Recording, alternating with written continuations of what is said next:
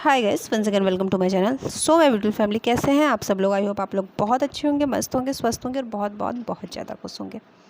So my family, मैं बात करने वाली हूँ अनुपमा सीरियल की, जिसे आप देख रहे होंगे। शो की करंट ट्रैक की बात करें तो शो में हमें समर के डेथ का सीक्वेंस देखने को मिल रहा है। अभी शो में बहुत ही इमोशनल सीन चल रहा है और जिसको देखने के बाद फैंस बहुत ज़्यादा इमोशनल हो रहे हैं। लेकिन ये कह सकते हैं कि शो में जिस चीज़ के लिए ये सीन लाया गया उस पे कोई असर नहीं हुआ। लाया गया था शो की टीआरपी बढ़ाने के लिए, लेकिन ऐसा कुछ हुआ नहीं है, बल्कि शो की टीआरपी में डिक्रीज़ देखने को मिला। इसी के साथ, इस ट्विस्ट के साथ एक दूसरा ट्विस्ट जो शो के साथ आया, वो दूसरा ट्विस्ट ये था अनुज और अनुपमा का सेपरेशन। शो में हमें देखने को मिलेगा कि अनुज और अनुपमा अलग होंगे, क्योंकि अनुपमा का सबसे फेवरेट बेटा जो अनुपमा से सबसे ज़्यादा प्यार करता था, और यूँ कहे कि अनुपमा जिससे बहुत ज़्यादा प्यार करती थी, वो अनुज की गलतियों की वजह से चला गया। गलतियाँ अनुज की थी नहीं, लेकिन क्योंकि वो चला गया है तो अनुपमा को तो यही लग रहा है कि उसकी अगर उसने ऐसा कुछ नहीं किया होता, उसने लड़ाई नहीं की होती, तो ऐसा कुछ नहीं होता।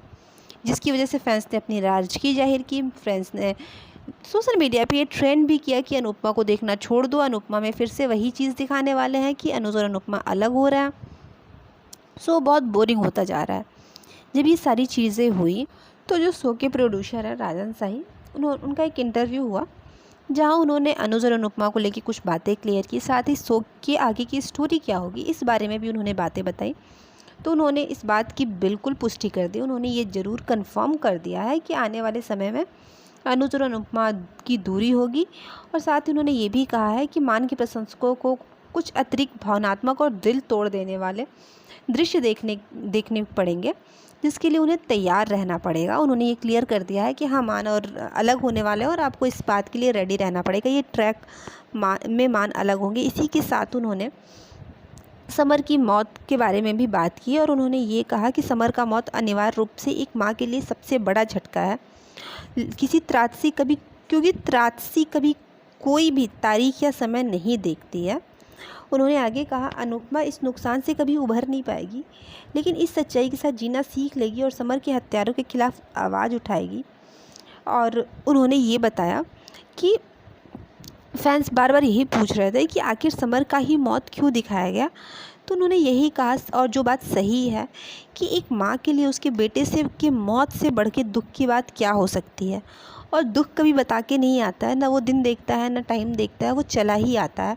और इसी के साथ अनुपमा इस दुख से उबर तो पाएगी नहीं, सही बात है, लेकिन जीना तो सीख ही लेगी। और इसी के साथ जो पहले हमें पता था कि वो उसके हत्यारों को सज़ा दिलाएगी, तो इसकी पूरी कोशिश करेगी। यानी कि अनुपमा का हमें एक अलग अवतार देखने को मिलने वाला है शो में। वो एक स्ट्रॉन्ग वुमेन बन के हमें देखने को मिलने वाली है।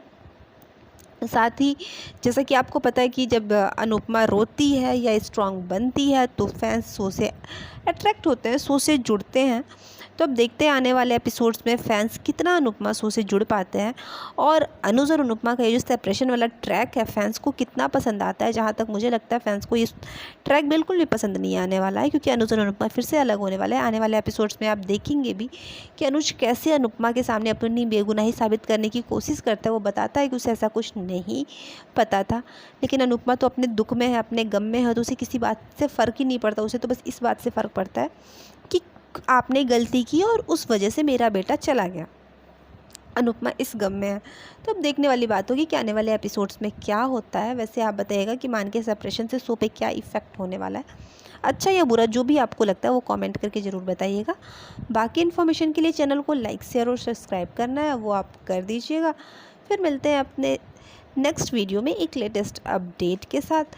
तब तक thank you for watching my channel guys, bye bye.